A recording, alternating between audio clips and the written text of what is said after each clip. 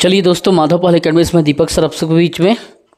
देखिए, गलनांक मतलब क्या समझते हैं? इसे इंग्लिश में मेल्टिंग पॉइंट कहते हैं। क्या कहते हैं? Melting point. मान लीजिए कोई एक मेटल है, ये उदाहरण के लिए, तो चलो बर्फ़ है। बर्फ़ देखो सॉलिड के रूप में होता है ना, भले ठंडा होता है लेकिन सॉलिड के रूप में होता है। ये बर्फ़ में, ये ठोस अवस्था में, किस में है? सॉलिड स्टेट में है। ये ठोस अवस्था से जब वो लिक्विड स्टेट में क्या होगा, जब कन्वर्ट होगा या कन्वर्ट होने की प्रक्रिया प्रारंभ होगी, सॉलिड से लिक्विड स्टेट की ओर, मतलब ठोस अवस्था से द्रव अवस्था की ओर जब परिवर्तन प्रारंभ होगा, तो वही बिंदु, ठीक वही बिंदु क्या होगा, मान लीजिए 0 डिग्री सेल्सियस पर ये मेल्ट होना चालू होता है। क्या होता है? मेल्ट होना प्रारंभ हो जाता है। किस पे? तो 0 डिग्री सेल्सियस पे।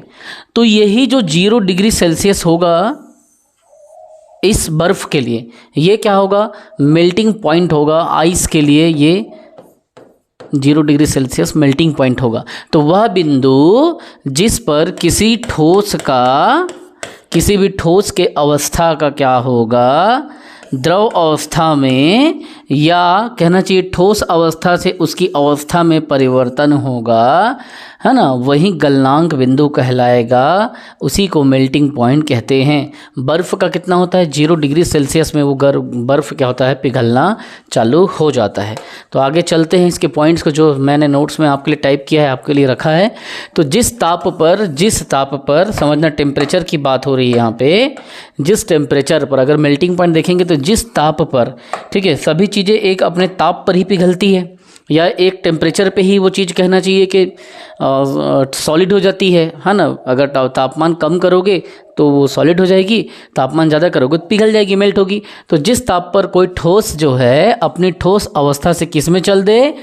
लिक्विड अवस्था में, जिसे द्रव अवस्था कहते हैं, तो इसी अवस्था में परिवर्तित हो जाता है ना, तो वही ताप, जिस ताप पे वो परिवर्तित हो रहा है, गलनांक बिंदु या मेल्टिंग पॉइंट कहलाता है। ठीक है, तो बर्फ़ के लिए कितना बताया हूँ मैं आप लोग? 0 डिग्री सेल्सियस।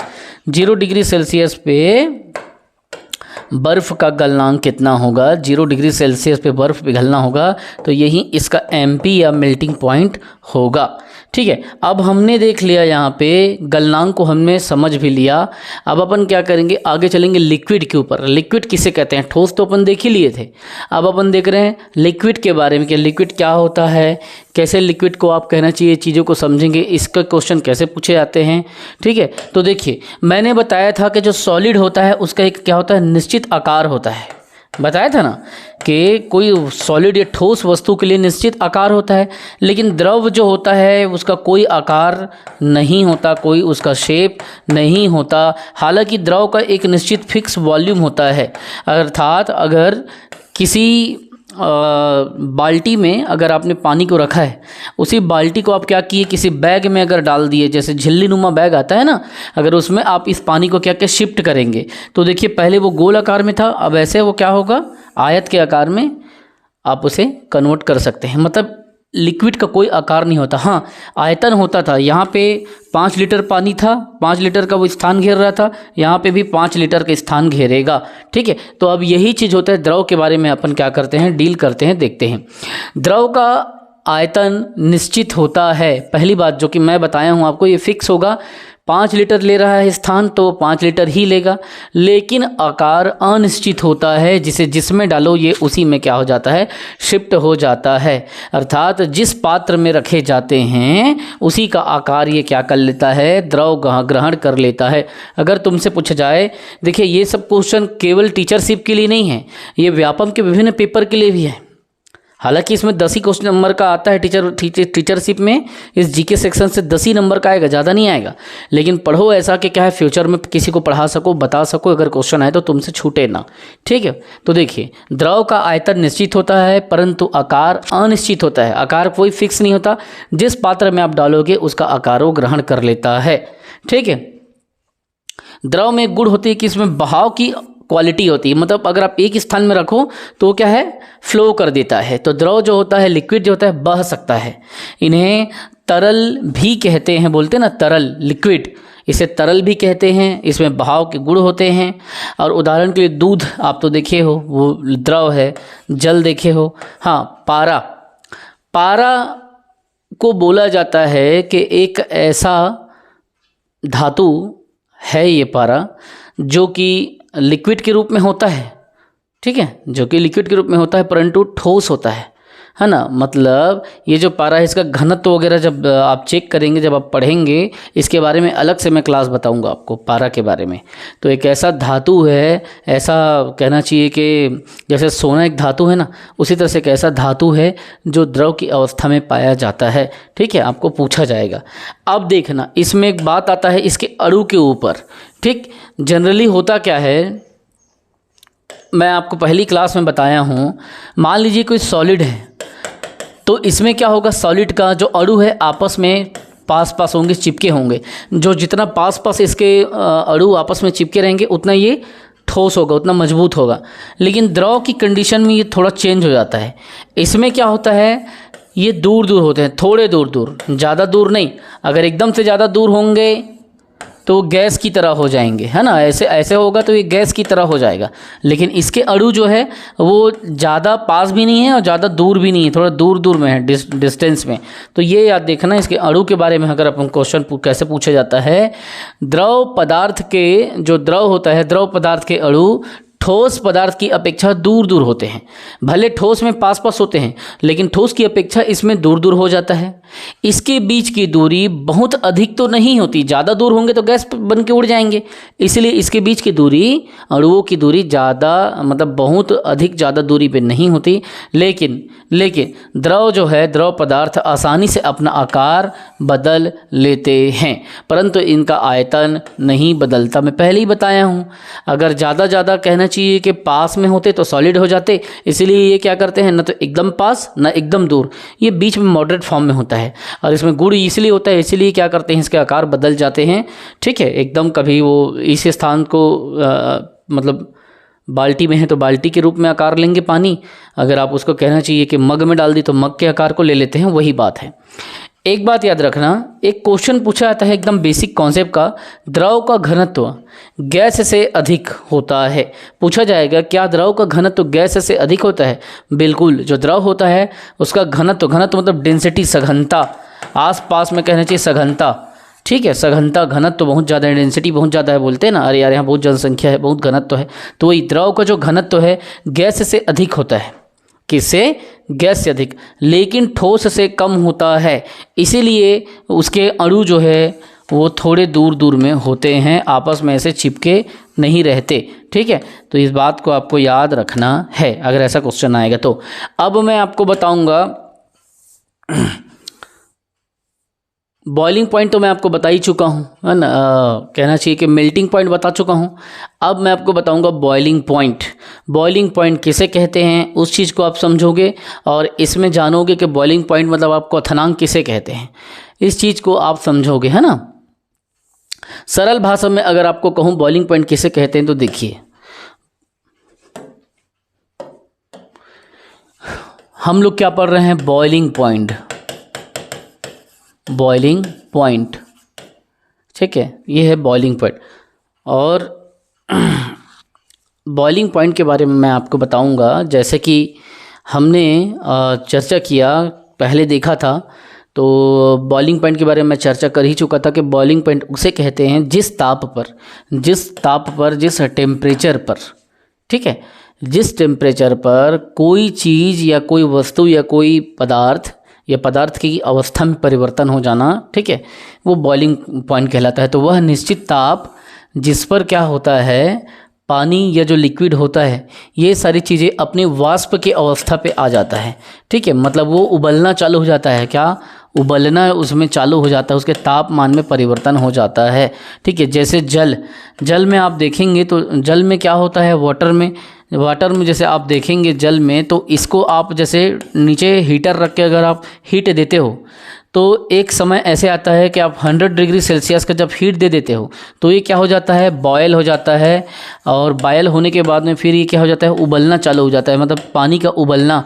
चालू हो जाता है, और यहीं से वाष्पोकृत का जो वाष्पोत्सर्जन होता है वो यहाँ से वाष्पीकृत अवस्था को प्राप्त कर लेता है। मतलब पानी जो होता है 100 डिग्री सेल्सियस पे वो क्या होता है, बॉयल हो जाता है और वो वाष्प बन के धीरे से भाप के माध्यम से ऊपर उड़ना चालू हो जाता है। ठीक है, तो इसके बारे में देखेंगे कि सबसे पहले इसके टर्म को समझेंगे, एकदम ज़्यादा इसमें इस टर्म जाएंगे तो दिक्कत होगा। तो इसलिए वह ताप जिस पर, देखो क्या बोल रहा है, वह ताप मतलब वो तापमान की बात कर रहा है।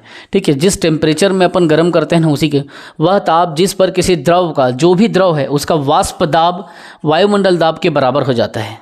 ठीक है, वही क्वथनांक कहलाता है। एक टेम्परेचर पे जो भी पानी है वो वाष्प बन के क्या होता है, ऊपर उठने की चालू हो जाता है, मतलब बॉयल हो जाता है और वाष्प बन के भाप बन के ऊपर वो उड़ना चालू हो जाता है। तो पानी की अवस्था से वो भाप बनने की जो अवस्था है, ये जो भौतिक क्रिया हम लोग कर रहे हैं, ठीक है, यही क्वथनांक कहलाता है। तो ये टेक्निकल टर्म में जब आप जाएंगे तो परिभाषा है, ये क्या है, थोड़ा कठिन लगेगा। बस इतना जान लो, एक ऐसा टेम्परेचर की दर जिस पे पानी क्या होता है, जो पानी होता है उस पानी का, उस जल का कहना चाहिए वाष्प में बदल जाना।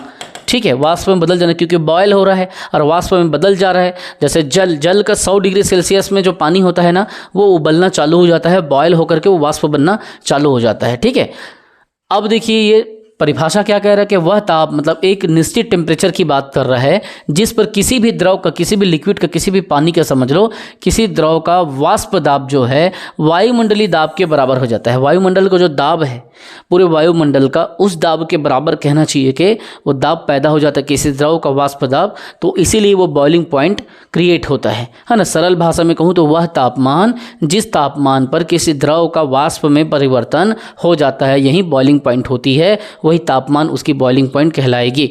देखिए अब इसमें क्या होता है, एक क्वेश्चन तुमसे पूछा जाएगा, खास करके रेलवे का फेवरेट क्वेश्चन आता है, ये बहुत ज़्यादा ज़बरदस्त क्वेश्चन है।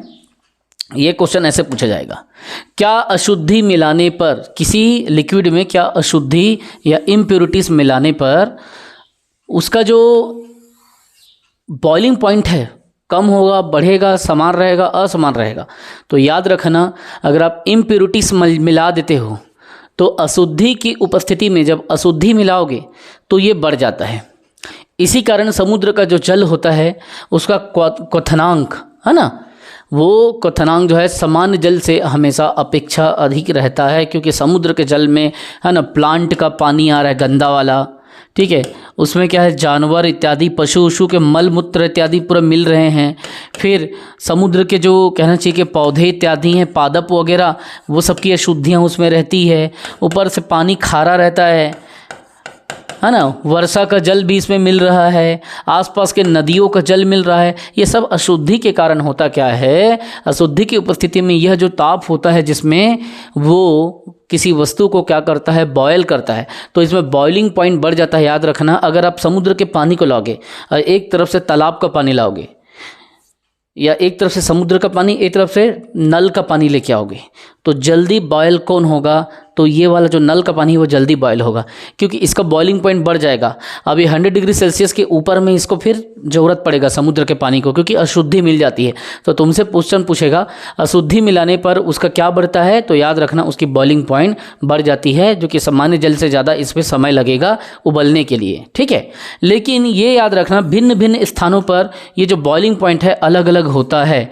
नदी का बॉइलिंग पॉइंट अलग देखने को मिलेगा, नल का बॉइलिंग पॉइंट अलग देखने को मिलेगा, तालाब का बॉइलिंग पॉइंट अलग देखने को मिलेगा, समुद्र का अलग देखने को मिलेगा, वर्षा के जल का अलग देखने को मिलेगा। लेकिन एक सामान्यतः अगर आपको देखा जाए तो जो शुद्ध जो पानी है, सामान्य पानी हम लोग घर में देखते हैं, 100 डिग्री सेल्सियस पे क्या होता है, वो उबलता है, वाष्पोत्सर्जन की क्रिया यहाँ से चालू हो जाती है। ठीक है, तो ये भिन्न भिन्न स्थानों पर भिन्न भिन्न होता है।